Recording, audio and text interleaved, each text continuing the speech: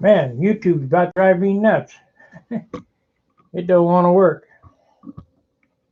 So we're on take 2. I see we got one guy back. If you can hear me okay, let me know in the chat box. Anyway, what I'm doing is I'm making this thing look like plastic. And that's how much sanding it takes. And, you know, there's some guys that come on here and whine and complain that I'm still working on this.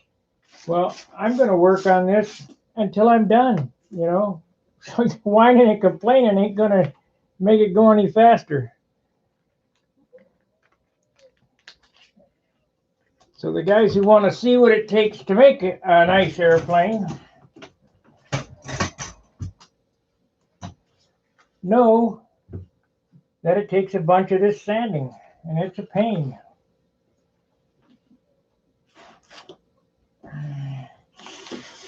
So we got one coat on it today. We'll get it sanded out. Probably take till midnight to do it. Whatever it takes is what it takes. And I'll put the final coat on it tomorrow. It'll be done. We'll go into the polish stage after that. And John Jordan made it. Sounds good. Picture good. Yeah. The problem's in my encoder. You know, there's a lot of problems. YouTube's trying to proprietarily make everybody use their product. Now, when you're sanding this, you're using a small piece.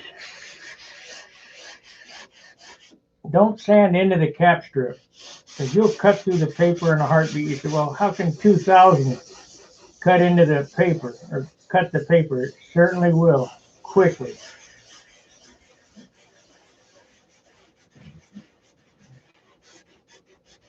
If you feel it dragging, stop sanding, because you're getting ready to cut through the paper.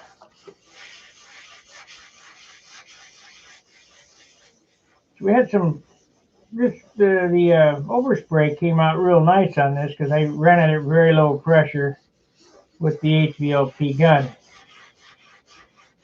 However, there's a little bit, you can kind of hear it, and I'm going to get it all out. So what we're doing is I'm trying to sand down all the tops of the mountains that are left. Of course, there's not many, but I want it all flat. And we'll get it flat and make it bumpy again tomorrow by spraying another coat on it. Well, that's all well and good, because tomorrow night we'll get another sand out. But it'll be ready to polish then. I have to go get some.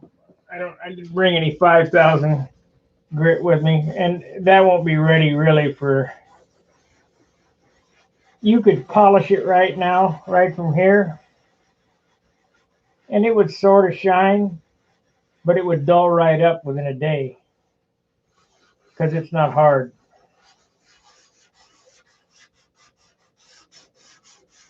And guys have asked me, how can I get them to look so good? Because I'm willing to sit down and sand for hours and hours and hours.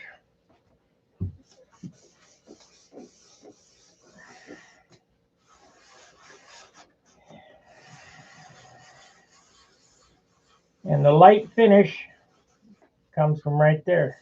That and my diet. If you go over that quart diet, it'll be a porker.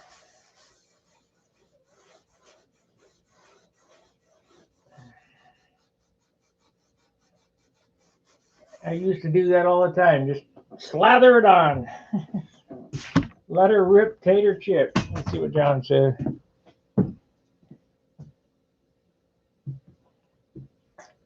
Well, I had 30 at the compressor and very little at the gun. I turned the bottom air valve back way low.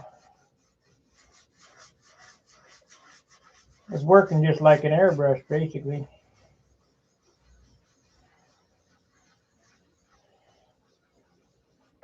Okay, let's see what it looks like.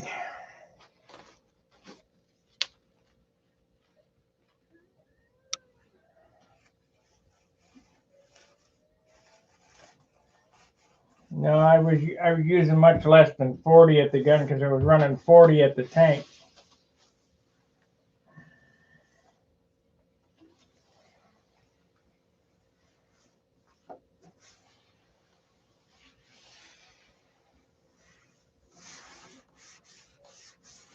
So the plan for tomorrow, after I get all this sanded, is I'll go over all the ink lines one time. I don't have a lot of clear left. I probably thin it out just a little more to try to get some more um, mileage out of it. But I can't thin it out too much. But I'll dust over the top all the ink lines and then do a flow coat over the whole thing. Hopefully I can get 2 coats out of it. But we're going to shoot all the rest of the clear on it tomorrow. And that'll be the end of the clear. There will be no more clear going on it unless there's a repair or something. That'll be the bulk of the clear. So when you look at this, I don't know whether I can show this or not, but we'll try.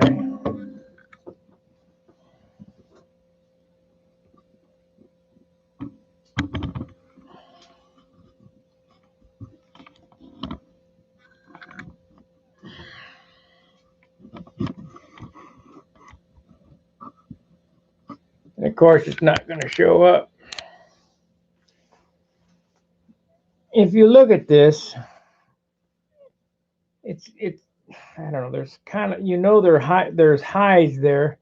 If you look at this, it's all flat because this spot here was hard, but this spot here is paper. So the only really good way to get that out is to take and sit and rub on it, even though you can't get much pressure on it. So just sand a circle. Wax on, wax off. Sand a circle.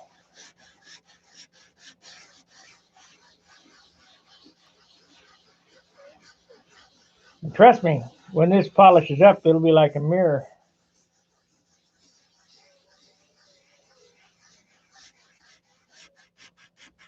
Look just like Monocoat.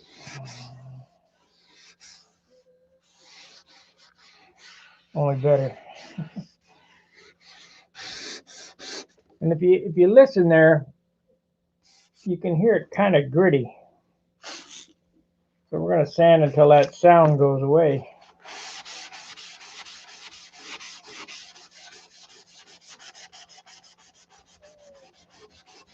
Notice I'm using my other hand. Yeah, I'm sanding ambidextrous.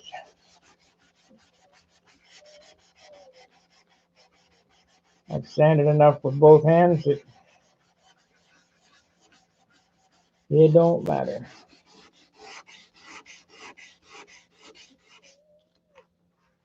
Starting to pick up a little ink, so I got to stop there. You don't want to be re-inking, so we'll stop right there. The water starts to get black, you know you're starting to go too far.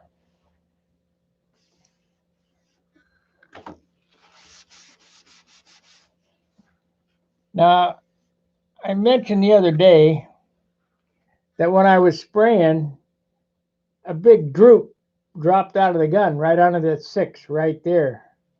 You cannot see where it was. I was going to wipe it off, and I got to think, oh, better not. Just stop, let it dry, sand it, clear it, sand it, clear it. It went right away. Otherwise, it would be a large headache.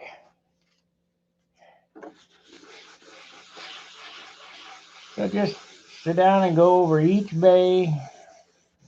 But this is about as boring a job as you can get.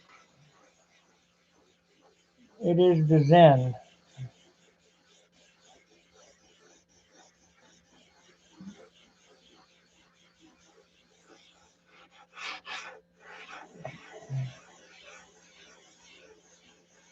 But how nice it'll be when you set it down in the sun and it shines like a diamond.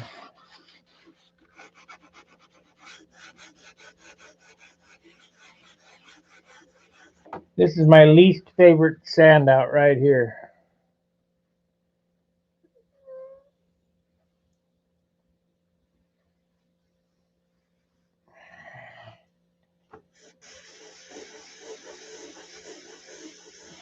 John, I've done this once or twice.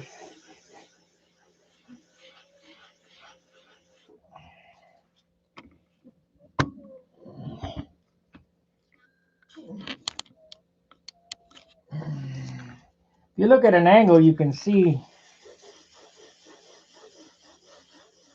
the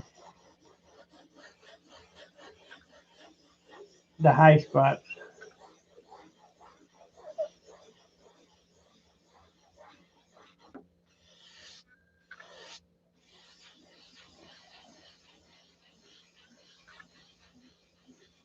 Just wait till you guys figure out what we got going for Danny Winship. How many we got here? 5 watching, 1 thumbs up. Hit that like button. I know that I had to start and restart a couple times. Thought I could get my OBS fixed. I can't. I'm streaming on the YouTube software. But the picture seems mighty nice on YouTube software.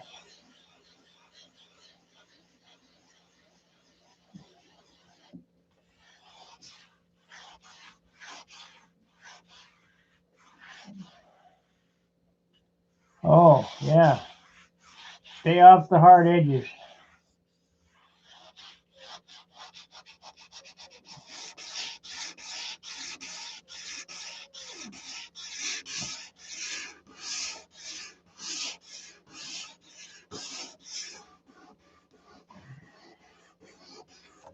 Now I skip around. I skip around quite a bit. John told me tonight it drives him crazy, but we got one panel done just for him. I'm going to glue these damn flats on, I think.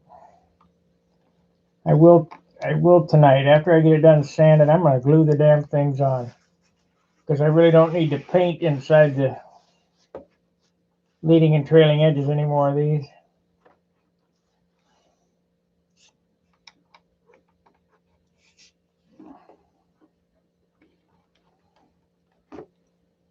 Keep falling off.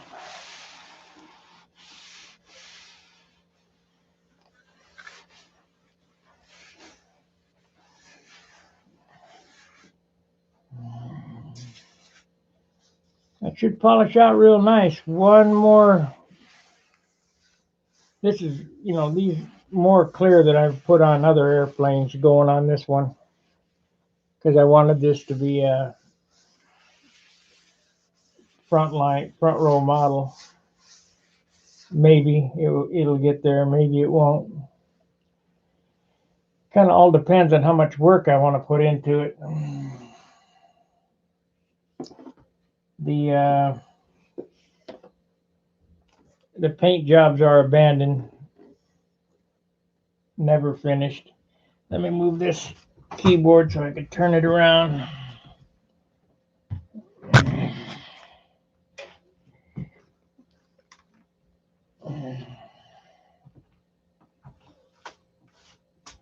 Wish I had as big a table as John has, but I don't. Mine's as long, but half as wide.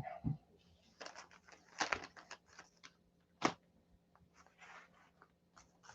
think mine's only 30 inches wide. Let's see.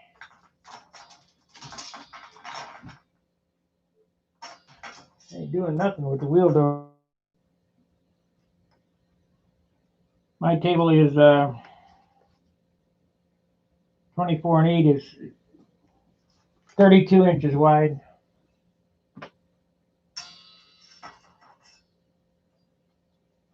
.32 by, I don't think it's 8 foot. I think it's only 7 foot, or maybe 6 foot.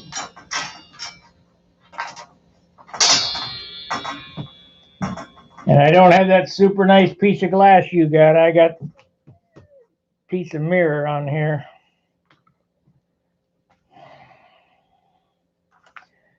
But it does okay for me. I guess I'm going to need that, so I better leave that here. Turn this around. A lot of models have come off this workbench.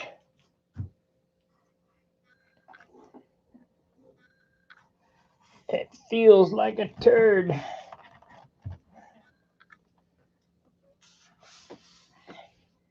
But it's only 60 ounces.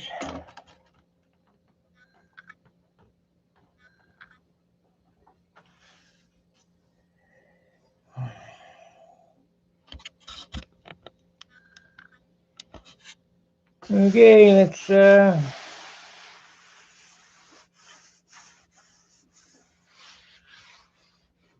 let her rip.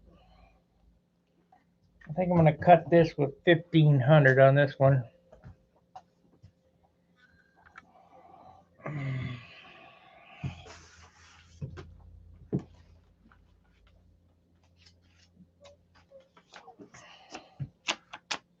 So, little 1500. And, you know, it's kind of glossy, but it doesn't have that urethane deep piano look. RC Fred, let's see what Fred has to say.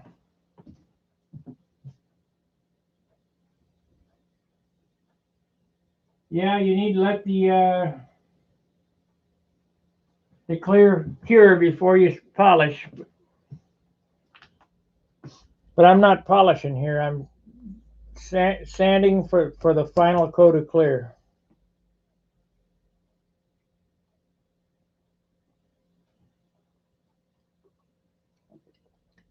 So get one more coat.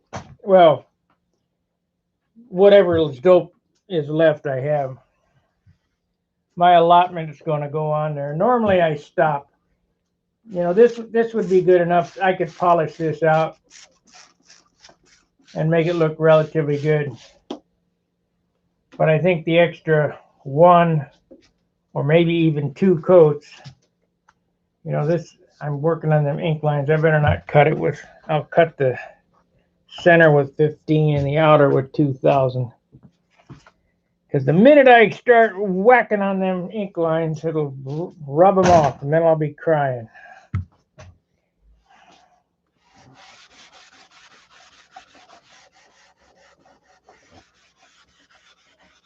But if you listen to the sound,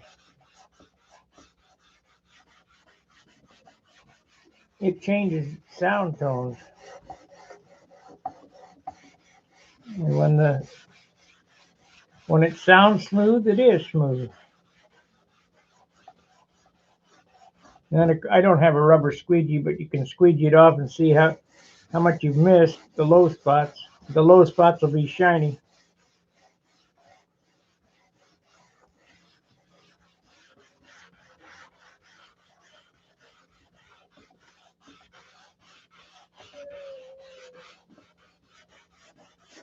We're not taking any paint off, we're just knocking the hills down.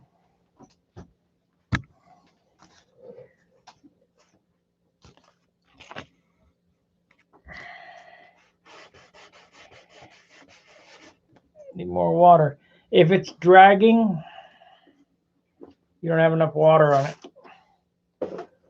The water acts as a lubricant. It clears the stone. Now, if you listen, you can hear it.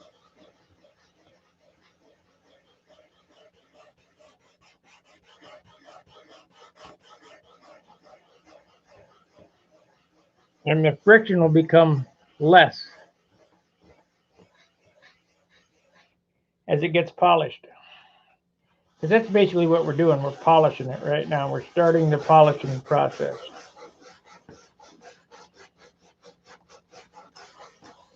Because it's a plastic, when you use the buffer, you're bringing heat into it and you're melting it together. You're moving your molecules. But if you listen here, it got considerably quiet.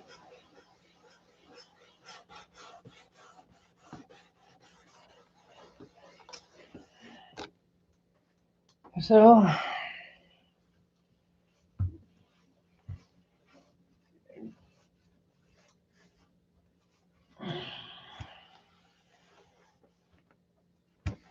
and if you wipe it off and look, it's completely flat. Well, almost. Had a couple spots in it up here.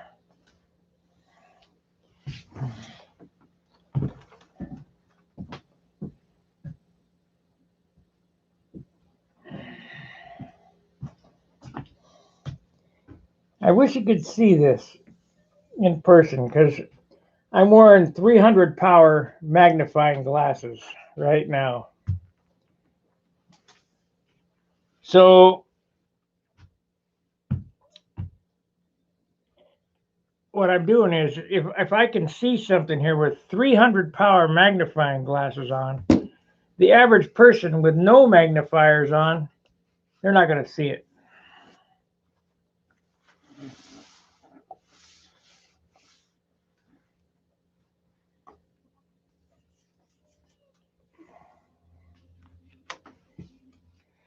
We might have to spray a little dab of white there. Maybe. No, it went away. If you got any dirt in the paint, now's the time to get it out.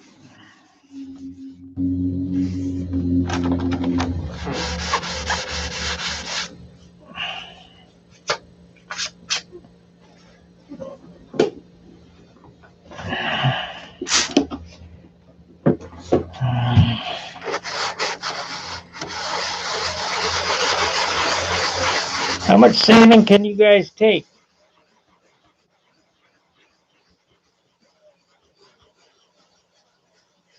I think I'd be kicked off YouTube if I put all the hours of sanding in that I do on these online. They freak out.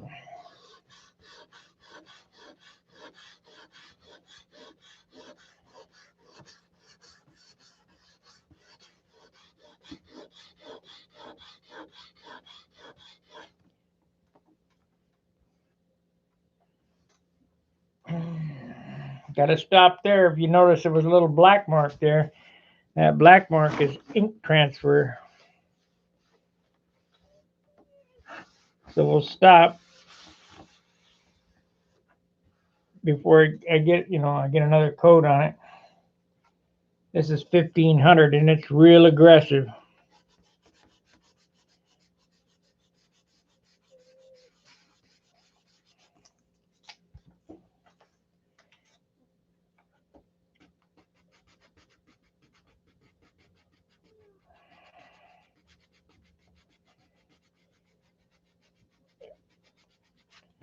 If I wanted to, I could sand that ink line off in about 2 minutes. Flood it full of water and sand it off.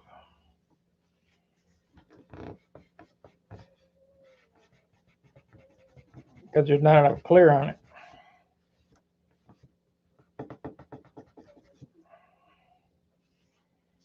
And that's why it's getting another coat.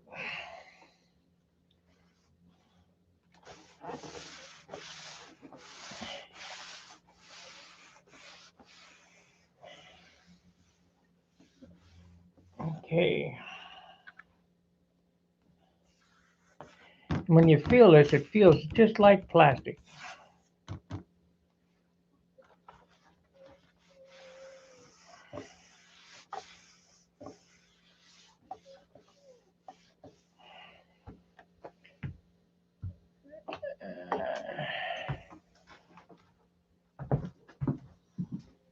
Let's see.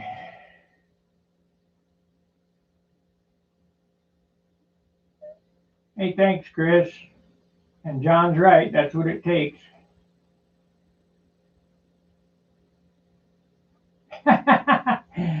Yeah, James, the difference between I've painted lots of motorcycles and lots of cars. Hundreds.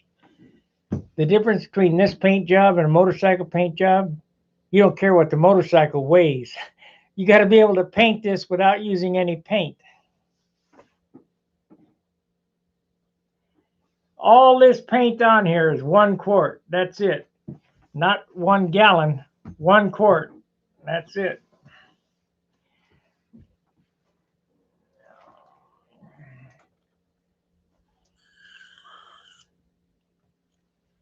That's not true. Quart and a pint. Quart of clear, half for the base coat, half pint for the top coat, and then the rest of the clear goes on it. But that's all the paint that's on it. The paint. So I understand where you're coming from, James Dean. The endless sanding. How boring can you get?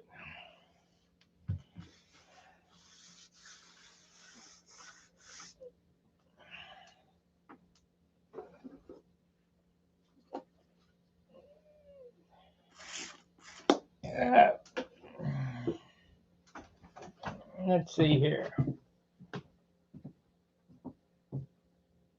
Yes, I have changed my mind.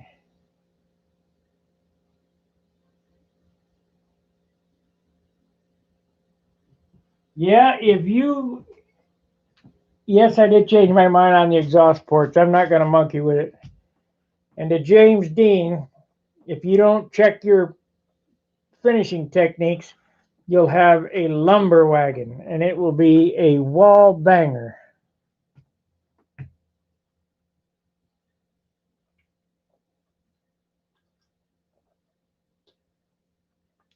So the finishing technique, this is for James Dean. I don't know that he's caught my finishing techniques before. Let me pick this up so you can see me.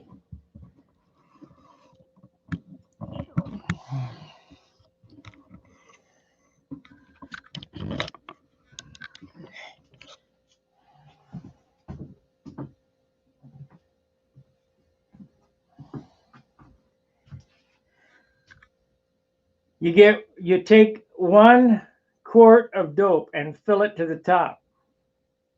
So this is 1 quart. And that's all you get. You take another jar, you pour half of that into the jar, then you fill it up with thinner. So now you have 2 quarts of dope. 1 for the top coat, 1 for the base coat, for the substrate. So this is what I have left for my top coat. Now for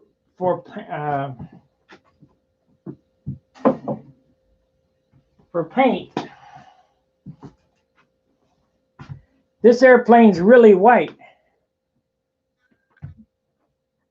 You have a half a pint, so you fill it, a half a quart. You fill this up 1 pint right to here with white paint, and you fill the rest with thinner.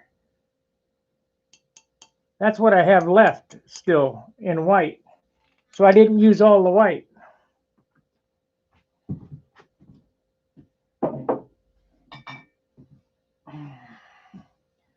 All the red on this airplane is 1 inch in the bottom of this. All the red. All the black is probably half an ounce.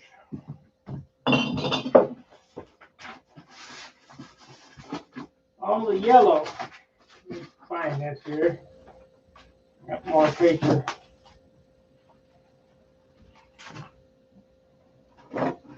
I hope you're taking notes.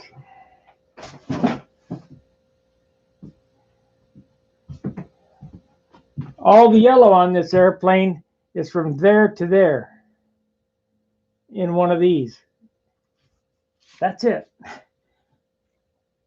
Now, on any given, this airplane now is at 60 ounces, 60 and a half ounces, 60.55 when I weigh it. It'll probably dry out and be down to 60 ounces. On any other day, I would leave this off. But I want this model to look super nice, so we're going to raise the weight. We're going to sacrifice a little and spray the rest of this on tomorrow. you'll get an idea of how much this weighs. But this is mostly thinner because I've been pouring it back in the jar.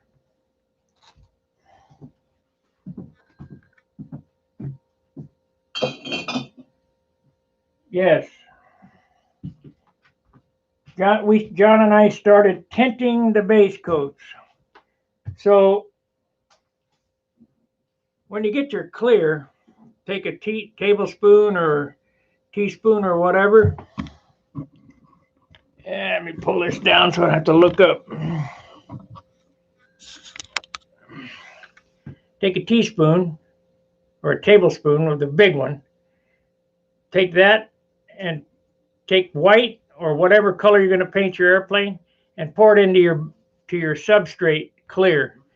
And what that does is it starts bringing the wood up. So if you're painting the airplane red, it'll look pink and then red and then red. This is one coat of white on this airplane. That's it. Isn't that what we used, John? Was it one or two coats? But they're light coats. I mean, this airplane was already white when I started. So that's how you get the lighter finish using that method. But no more than one coat of dope. And John says it was one. I can't remember everything. I know that if you hold it up to the sunlight, you can see through the wing. You can't really see through it like it was clear, but you know.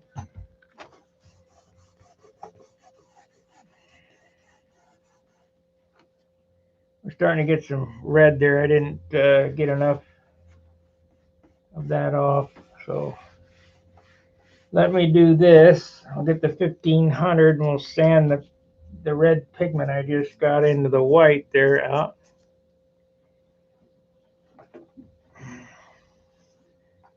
Yeah, James, this is a different animal than painting motorcycles and cars. Because you got to be on a diet.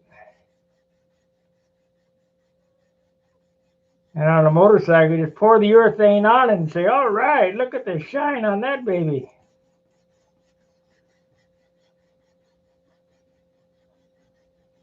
The shine on this one comes from elbow grease.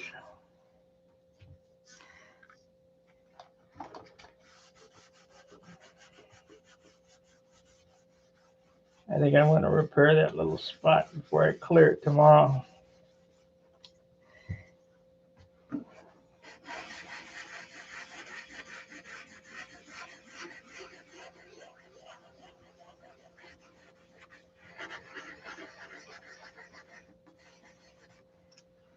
James, these are not decals. They're painted on. Everything's painted on.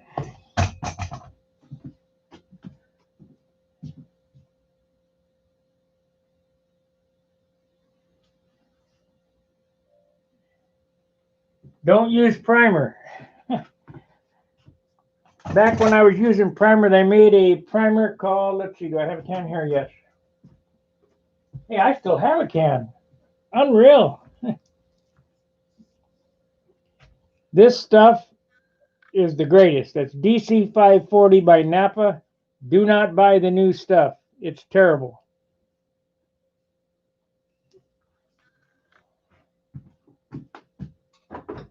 Type of polish I use is Finesse It.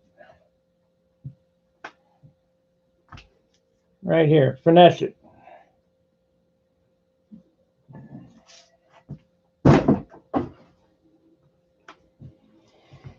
And it'll come up just like a mirror.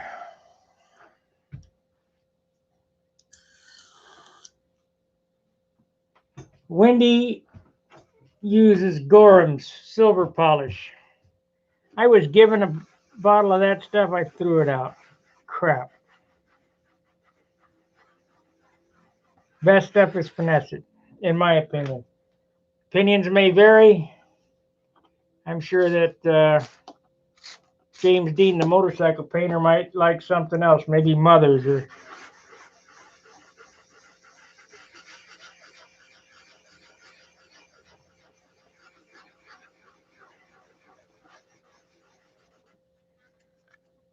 something along that line, but finesse it's worked for me for years.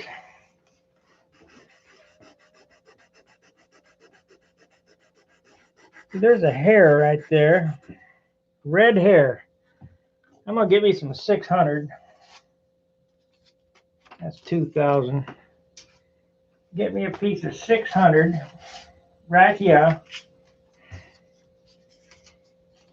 And I'm going to get that red hair out of there. Hopefully I don't sand through the paper.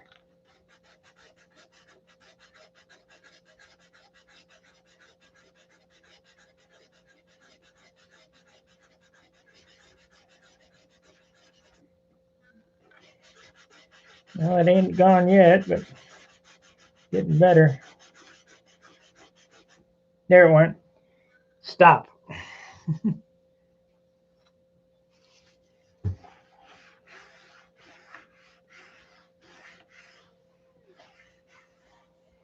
You can go around and massage mistakes. Let's say you had a piece of dirt or whatever. Well, you don't want to put more paint on it. There's another one of them red hairs and another piece of dirt. You want to sand it out.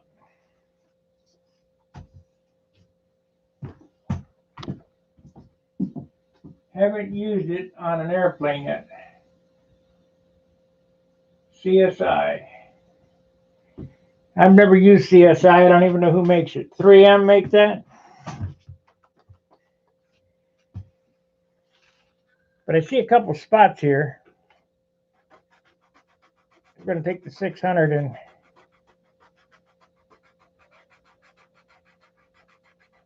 it's in the clear, so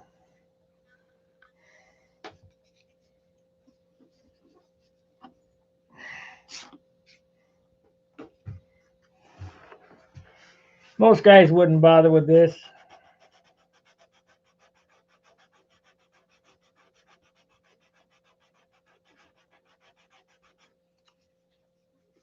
But anybody that's done any painting knows that the paint job is not the squirting of it on, because a monkey can squirt it on.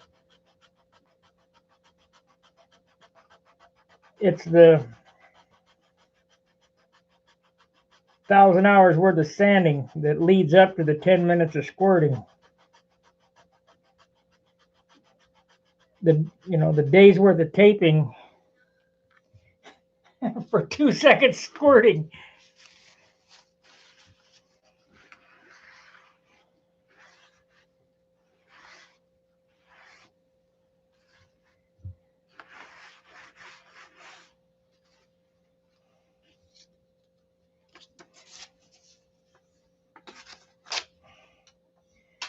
So when a guy says, I'm going to paint your car, it cost you $2,000,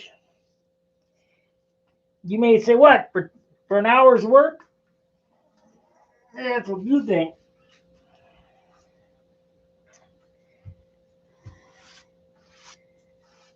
Like when I flamed out that PT Cruiser, you might take the whole front clip off,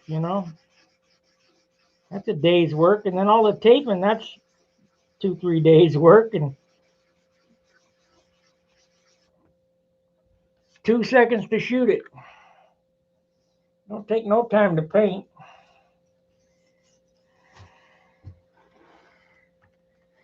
Yeah, we'll live with that, I guess.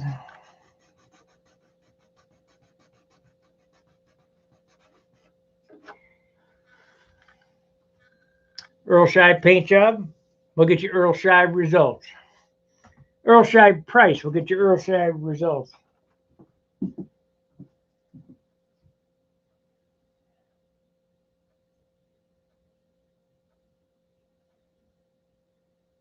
Yeah, John mentions stay off the hard edges because it'll get sanded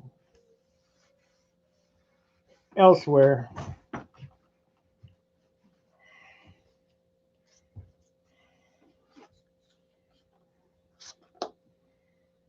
Now this is a piece of 600 here. I'm using 600. Remember, when you guys have seen me use sandpaper, I've used 30 grit, then 60 grit, then 80 grit. Now we're down to, well, this is 600, but I'm down to 2,000. The grit is what does the job for you. So if you've got to move a lot of material, you certainly don't want to start out with a piece of 600. But like right here, this was a pretty good ridge. I could do it with 2000.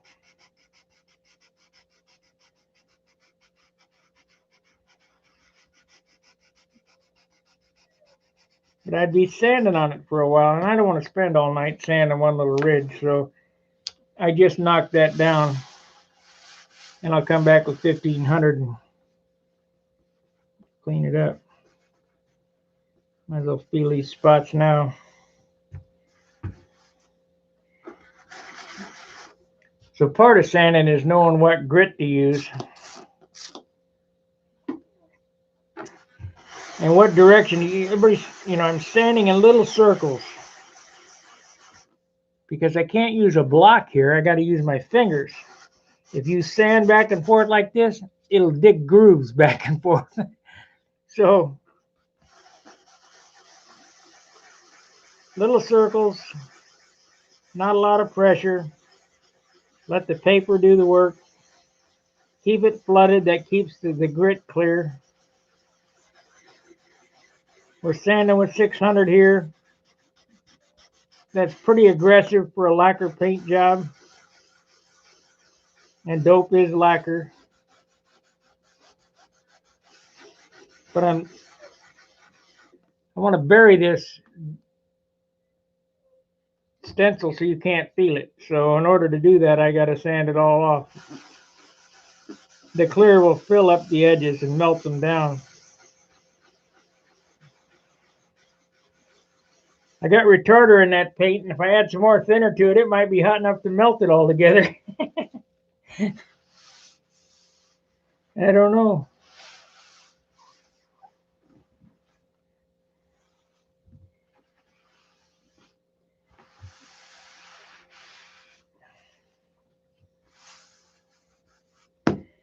Oh. Okay, back with 2000. So I stepped from, you look here, see all this white? That's clear. Move to another spot.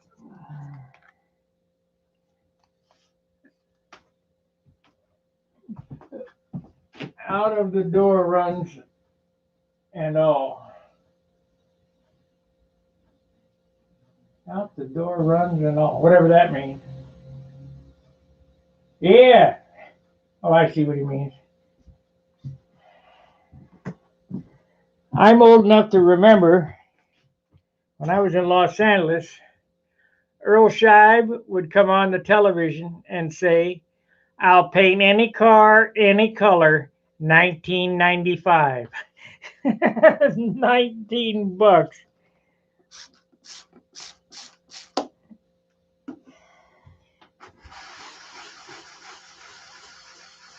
I think it was enamel back then. And I don't think they did any taping at all. You didn't tape, if you didn't come in with taped up windows and door handles, and it was all painted the same color.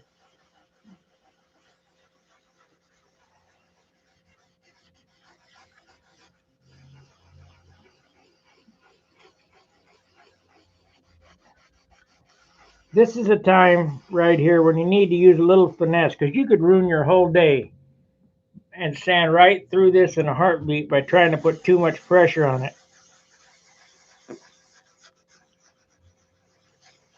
I'm just rubbing it. I'm not forcing it.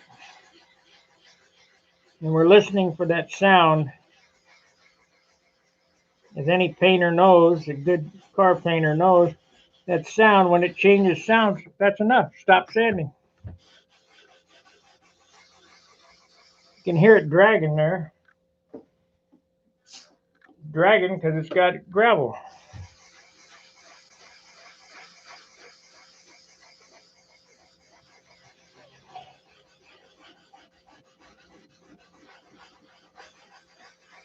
And the more you're willing to do these steps like I'm doing here, the better the finish is going to be.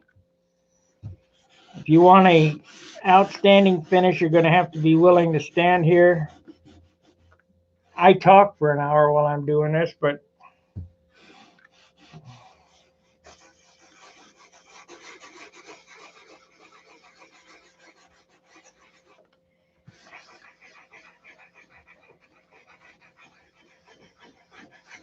just pick a spot and start rubbing.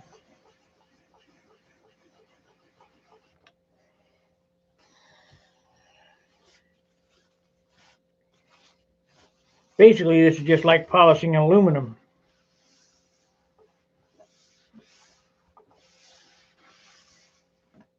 You could make aluminum look like a mirror with sandpaper. And then when you get down to the 5000 grit, you just polish it up with semichrome.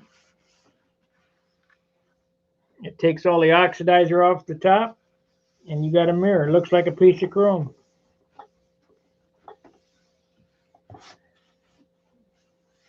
Now this wing looks shiny in the video, but it's very flat. It's very dull.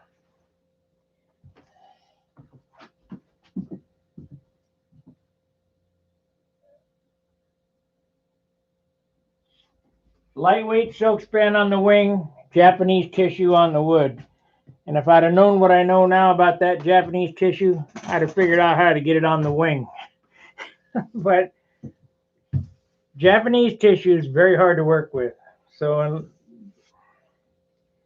I don't recommend trying to cover a full wing with Japanese tissue. Some of the old timers like Jerry Phelps,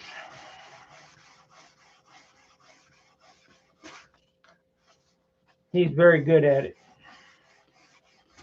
But this is double-aught silk span, which is half A or free flight silk span on this. You don't care, you know, let me put it to you this way. Double A silk span is no more or no less punch resistant than GM silk span. The only difference is it takes 4 times as much dope to fill up GM silk span, because you're going to poke a hole in it just the same.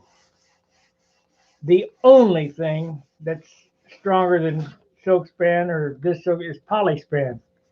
But guess what? It takes twice as much dope to fill that up. So I like the polyspan because it's durable, but all my models are covered with GM.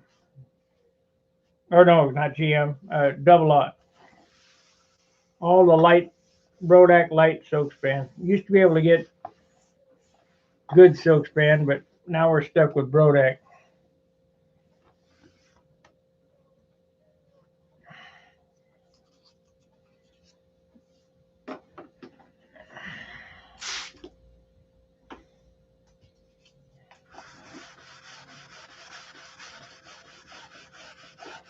The reason why I'm sanding this over and over again is I see a shiny spot in it. I'm trying to get the shiny spots out of it. If I sand those shiny spots out, when I put the next coat on, it'll go down like glass. If not, you're just building it up and up and up and up and just adding weight.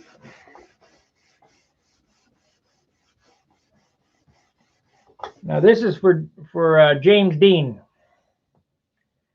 This is not like painting a car or motorcycle.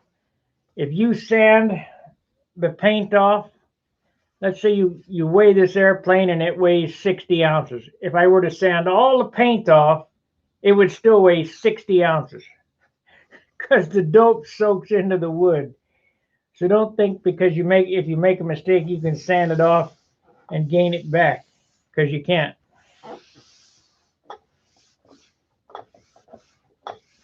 See there, I got about 90% of those low spots out, and that'll be fine.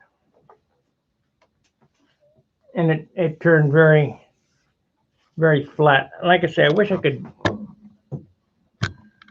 wish that I could show what I'm talking about.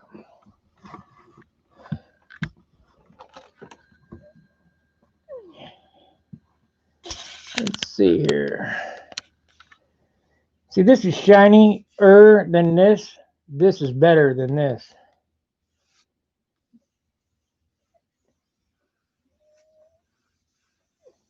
Now you can't do this with urethane because urethane needs a 320 tooth to grab to, but you can do this with dope because it's chemical bond. The chemicals in the thinner will melt into this layer and make it flow and adhere. I used to, I don't know, I used to think 320 was good enough. And it is. I can make airplanes really shine really nice sanding with 320 at this stage. But after monkeying with John for a while, I decided that, 600 is pretty rough even, so 1500. If I can get the scratches out with 1500, to clear out a laydown real nice. And you got to kind of sand between each coat. It's just agony, just one of them deals.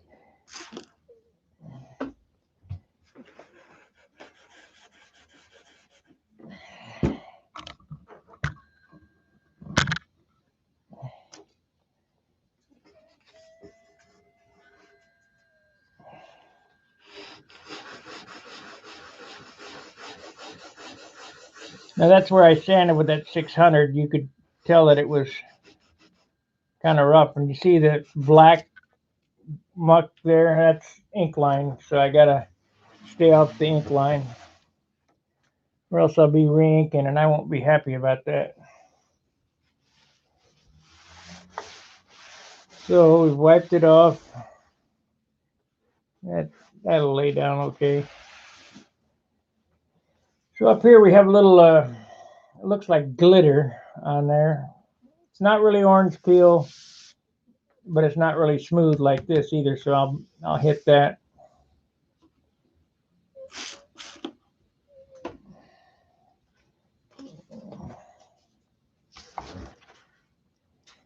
And we got what time here? 6:30. I'll be doing this another 6 hours till it's all done. Then I'll go to bed.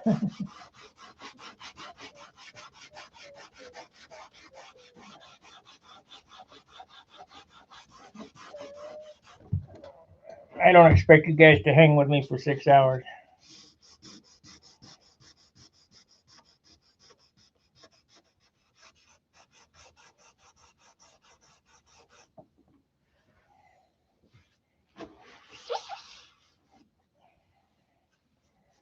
Turned a little pink there. I might have to spritz some white on it.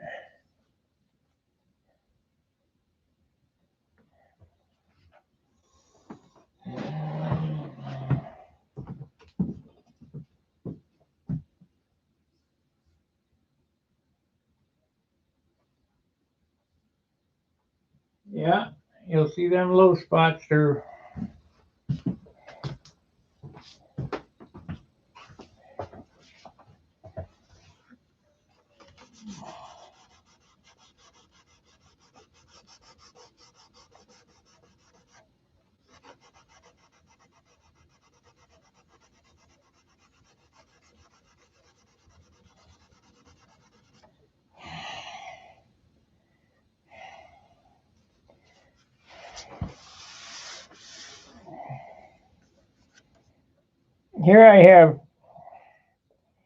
Here I have 3 lines that are low. They're about a 64th apart. If I were to buff that, you wouldn't be able to see it, but it'll be a much nicer finish if I spend 2 minutes and get those low lines out.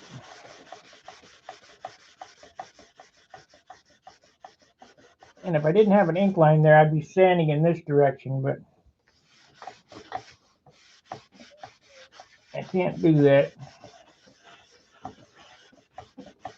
So we'll just give this a whirl.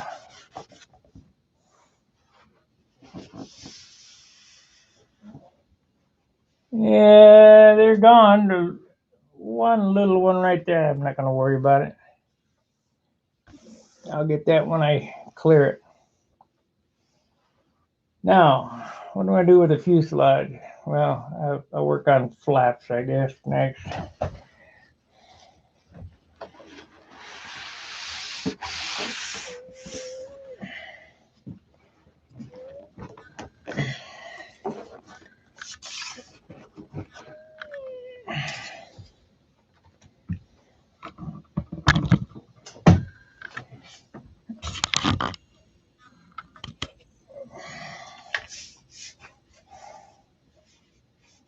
Got a couple of spots that I need to touch up. I think I will do that before I shoot clear tomorrow. Not to take, it won't take long to do. But how far are you going to go? I mean, it's never going to be perfect.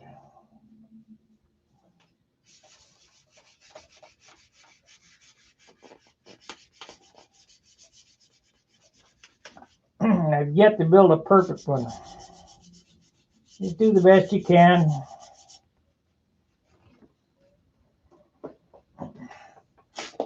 Because invariably, you go, all right, things are going great. Invariably, something will screw up.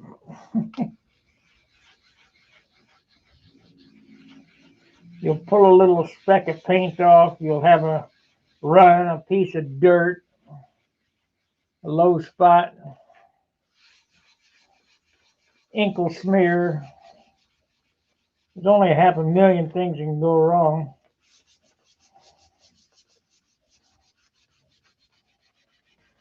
The wood will suck down. Who knows?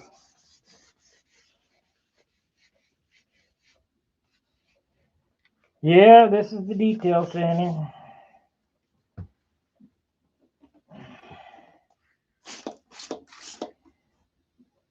I'm sure Jim Lynch is watching me, laughing at me. He knows what it takes.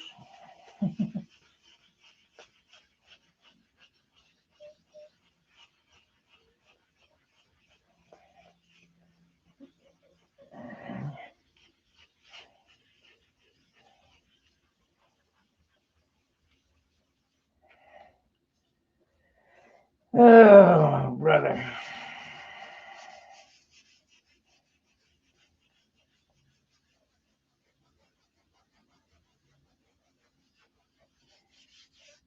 And when the next coat of clear goes over, and it'll lay down real nice. Let's see what we got going here.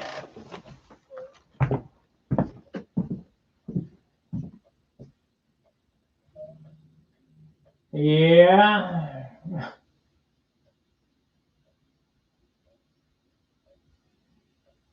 Yep, like the spot on the flap. That's what I'm looking for.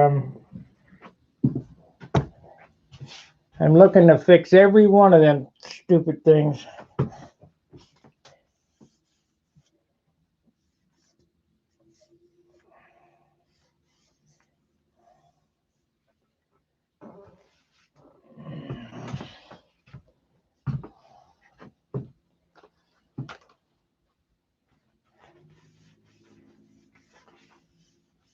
But you got to remember, appearance judge has about a minute to look at it at the airplane.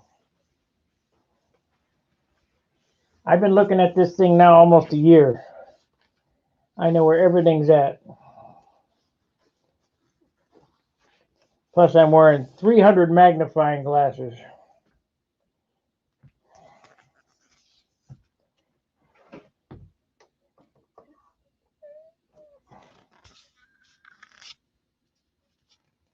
What happened there?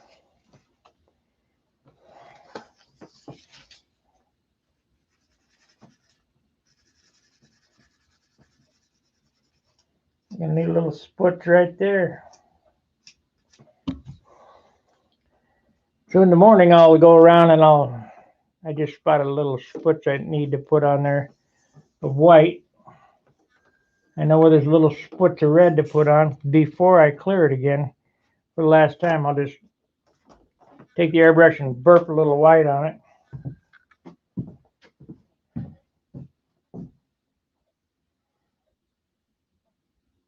is there isn't a better looking clear coat of clear than a fresh clear coat session over sanded clear.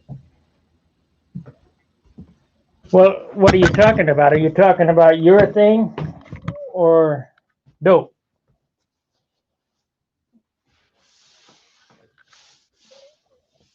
Because dope, there's not much difference between this and then shoot a coat of clear on it, except a little shine.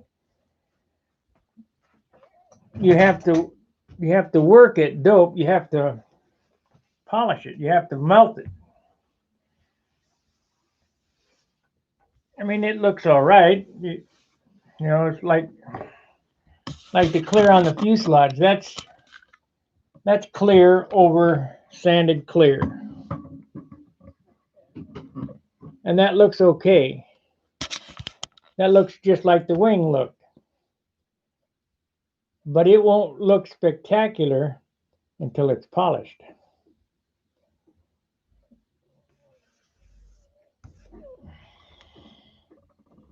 And that will take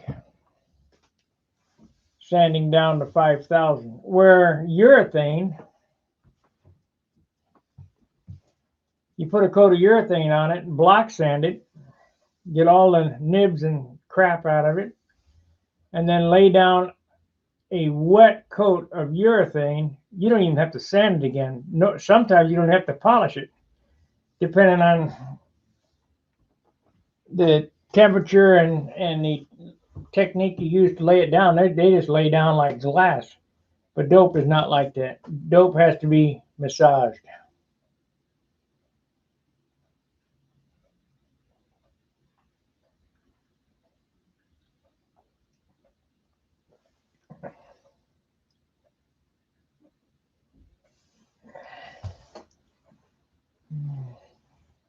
Yeah, clear adds depth. But in order to bring that shine up, you got to polish it. The heat has to come up to melt it all together. You can do it by hand, but man, it's a pain in the rear. Sit and rub and rub and rub. And I've done many a hand rub paint job. But I got that snap-on small buffer now. Will buzz that baby off. It should 1,500 RPM. Should buff out as good as my big buffer.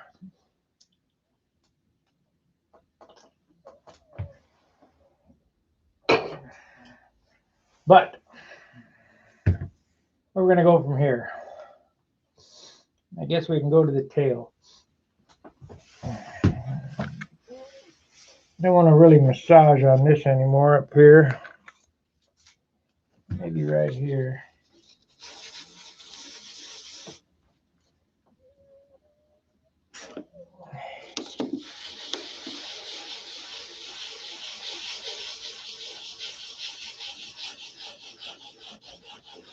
Trying to get a nice wet coat on this tomorrow, and we'll call it a game.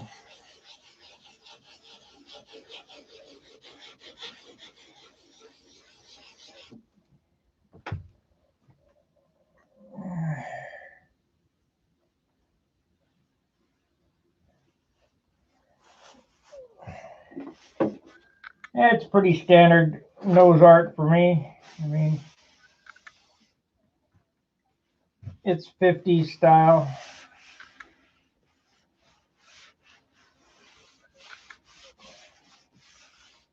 This is my second open cockpit airplane, and the scallop that I like best is that one. It probably, if I ever do another one, it probably could have two colors on it, overlapping like this. The first would be yellow, and then red inside it, or red with yellow, or whatever.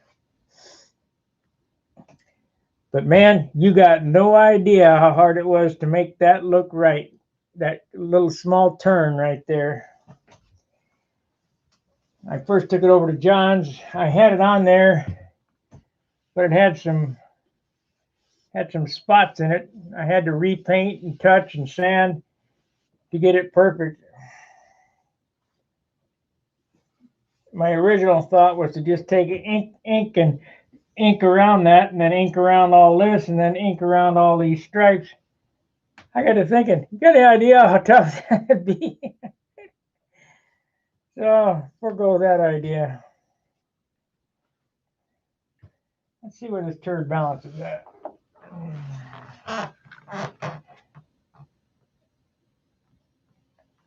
That's where it balances, right there. It's about the same as the other one.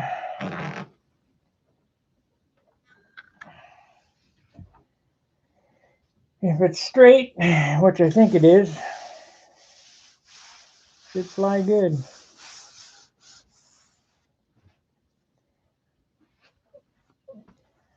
Are you guys tired of watching me sand yet?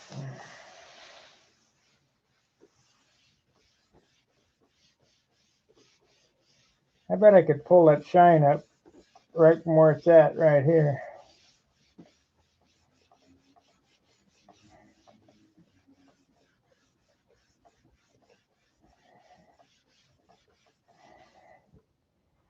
Matter of fact, I know I could.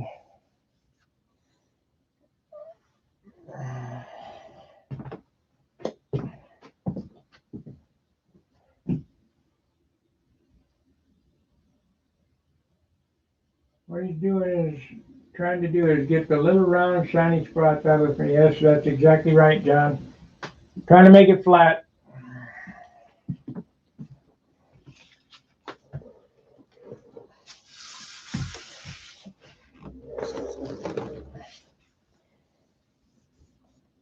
Now, if you look, I just happened to step back and I looked right here. You can see that it's not quite right. I can't explain what it is, but it's not quite right. So we'll take some 1500 because I can tell it's going to need to be aggressively attended to.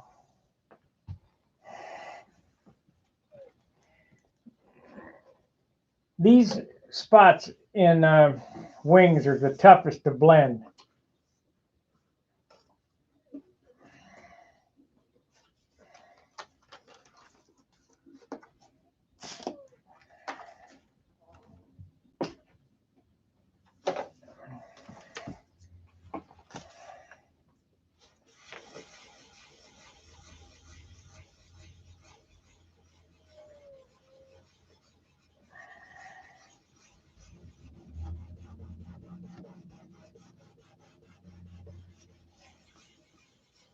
The zen of sanding.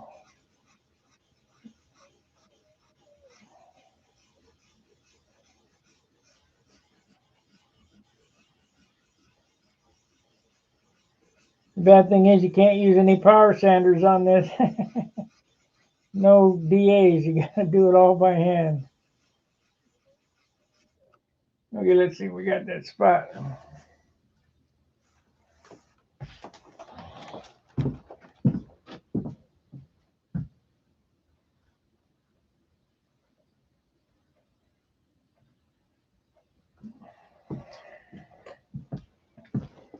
Well, you live pretty, if you're in the Cleveland area, you live pretty close to the best finisher in the world. That's Bill Warwich.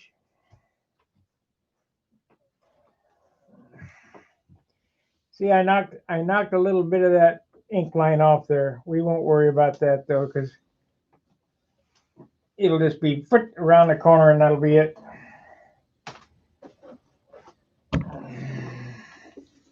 I won't have to go through a big rigmarole.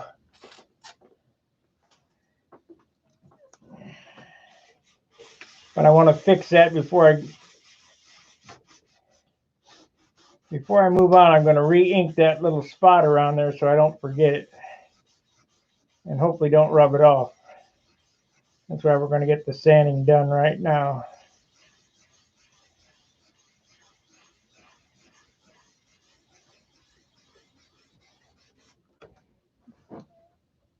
That looks pretty good. Let's see what this is.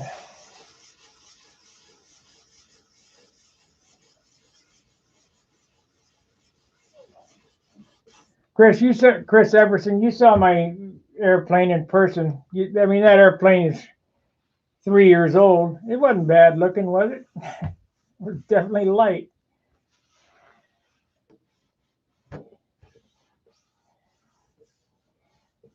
That wasn't my best finish work. That was a throw together job, but it looks good. I mean, I think I got 17 at the nets.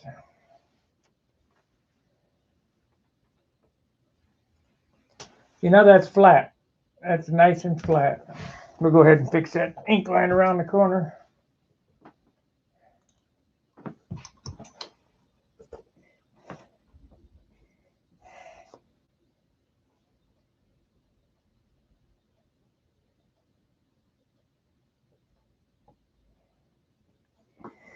That's something I don't recommend.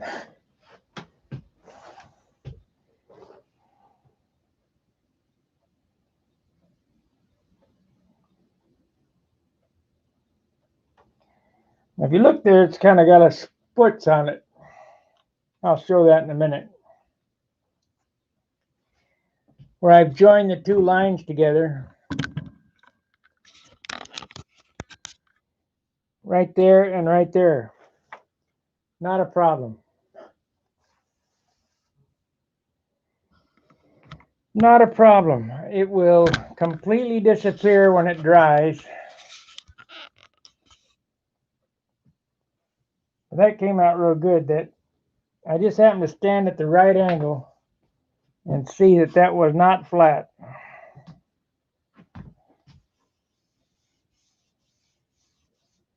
There's a spot there I need to try to get out.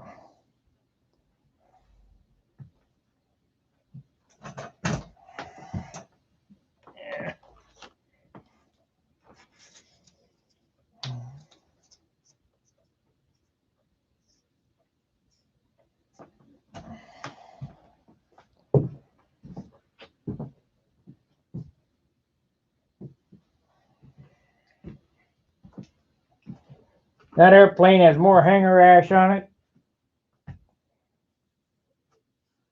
Unless this airplane doesn't fly good, it won't see another season of service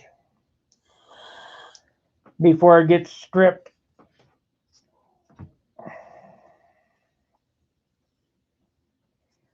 But that airplane flies good enough that it would be worth it to strip and refinish it.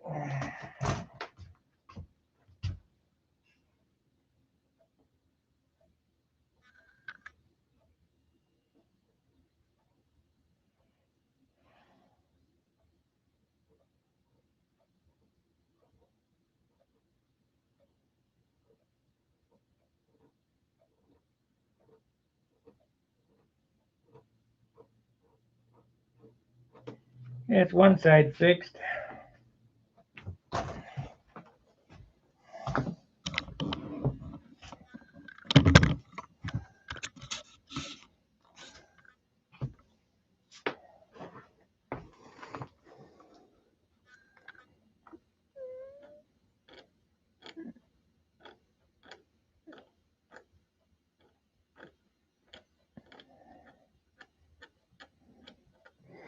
And that's how you repair sputs.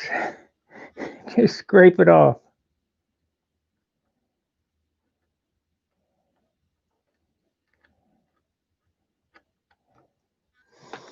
That'll be fine.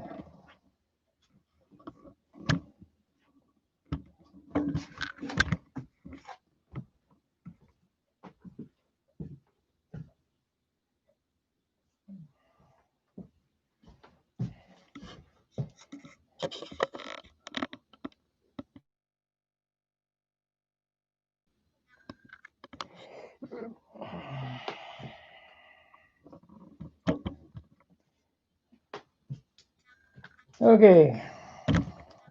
Damn. Keep knocking the stand. I'm going to have to get one of them bigger stands, a boom.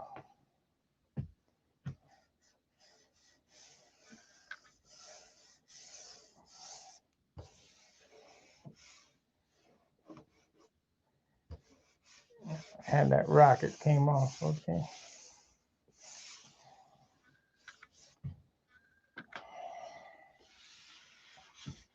How good you want to sand here is how good the paint job's going to come out. I just don't know how much more I'm going to sand on this top wing here.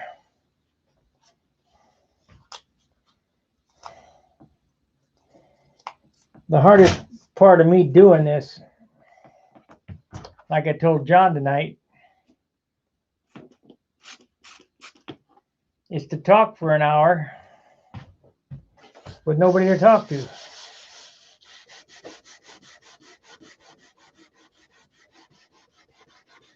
Try it. See how long you can talk without talking to somebody.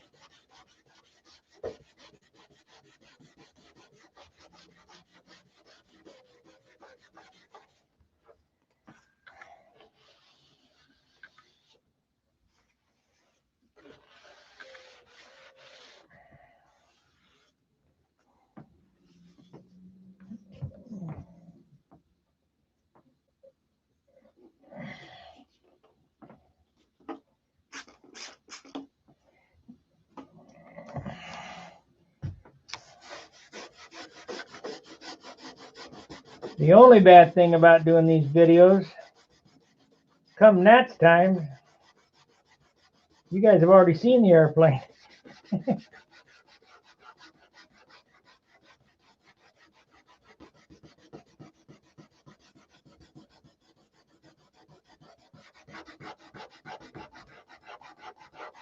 I really wish I'd have took my Monado this year.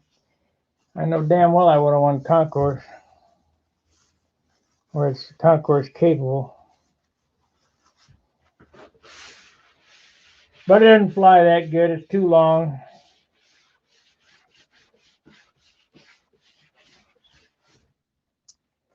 But this is the exact same numbers as my good flying airplane, so hopefully we get match the flying characteristics, even though the hell was that? Oh, my square. Even though the shape, the profile of the fuselage is different, it still has the same turtle deck, and I mean it's the same airplane. Different shaped wingtips, different shaped rudder, different shaped turtle deck. It's the same airplane.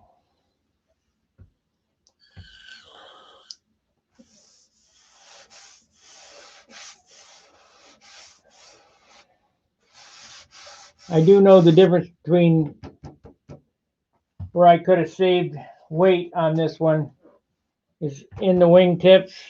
The other these are solid tips. The other one is like a I-beam wingtip where it's just a half-inch perimeter around here with a little block in the front. So I could have saved probably half an ounce, 3/4 of an ounce there.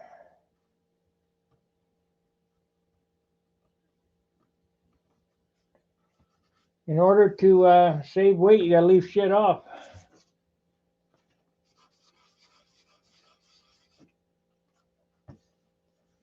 There we go. Got that little, whatever that was, little hickey on there. Use your hands because your hands can see better than your eyes.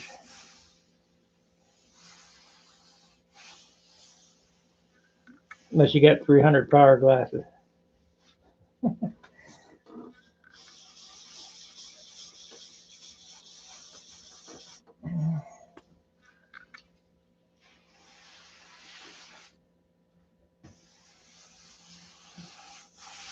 So it'll all get wiped again tomorrow with Windex, put back on the pan, motor taken out, pilot taken out, cowl taken off, wheels taken off. One more disassembly job, put it back on the paint stand, shoot it one coat, take it back off, let it dry. I probably will not be sanding it out before I go back to Dayton again though, because I'd like to take it back shiny. And it won't be ready to polish till it, a couple of weeks anyway.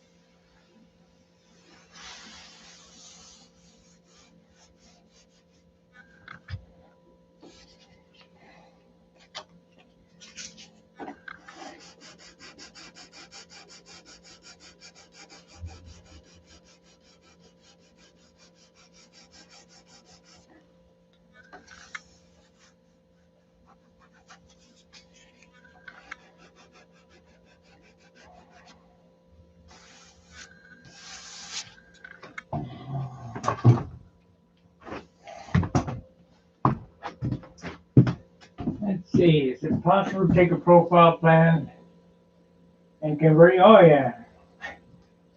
This is built from nothing. See, this is why this hobby is so important. This airplane is one-off. There are no other airplanes like this. This was an idea. What the heck?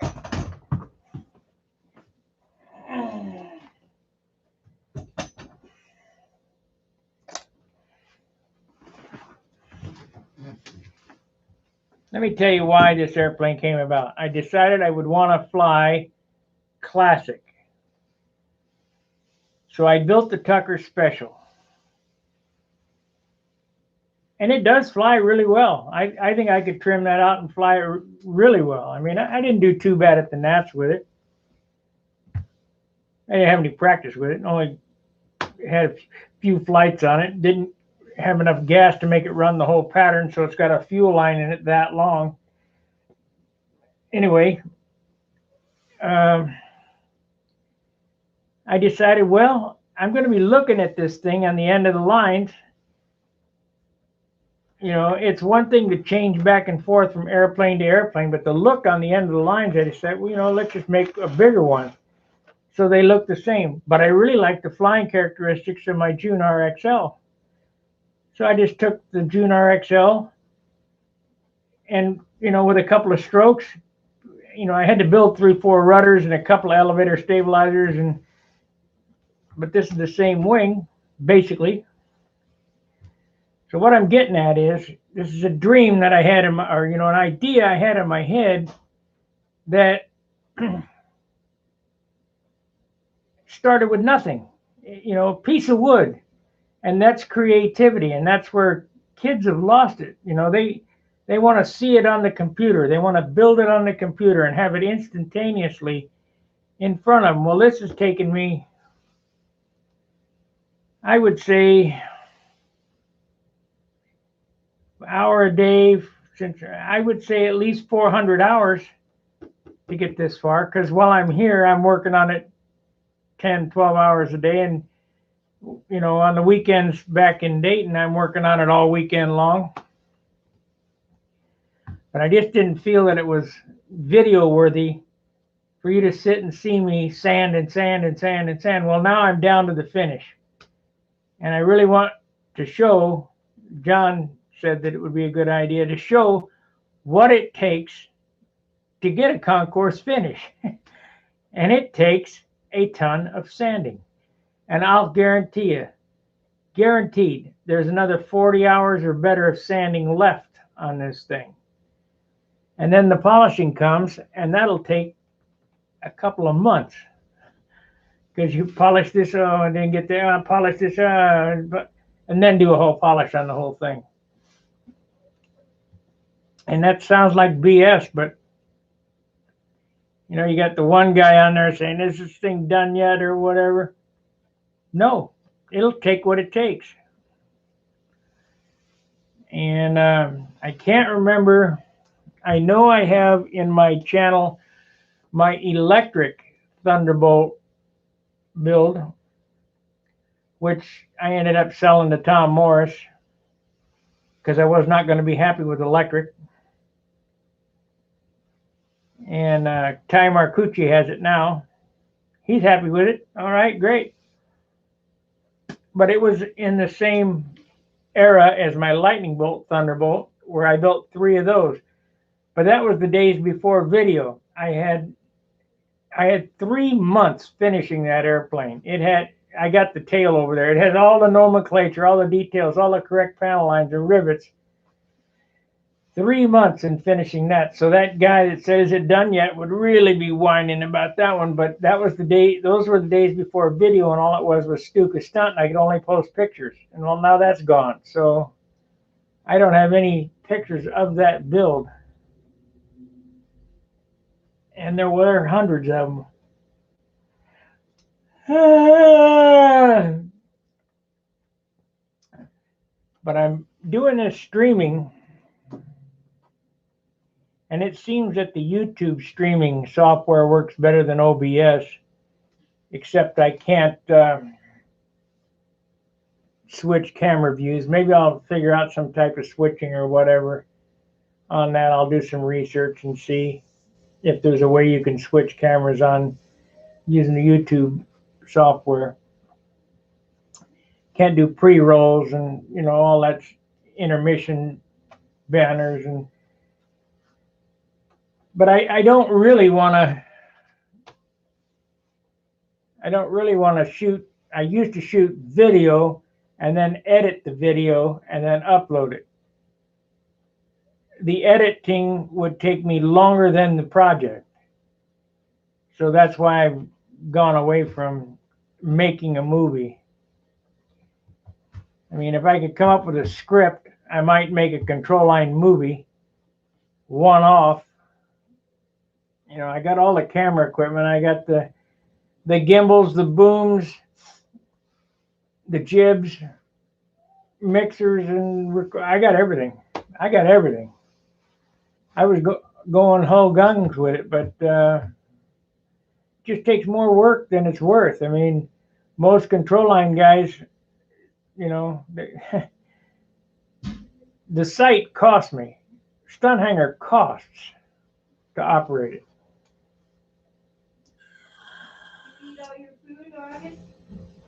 Anyway, I think I'm going to kill the video. It's been on an hour and a half. I'm going to keep sanding, but I got to listen to something besides me talk.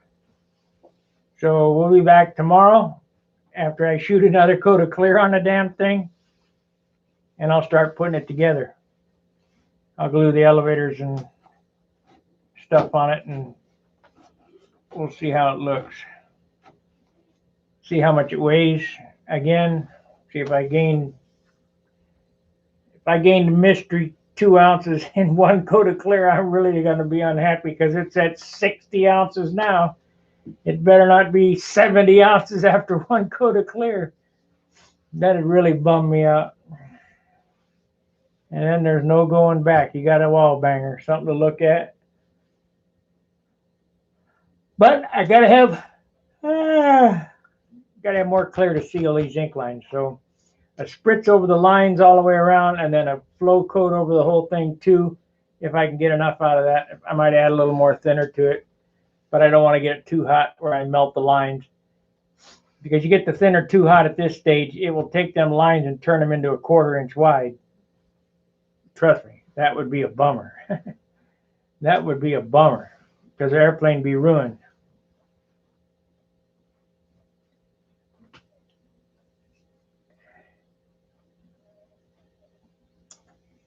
Anyway, guys, appreciate you watching.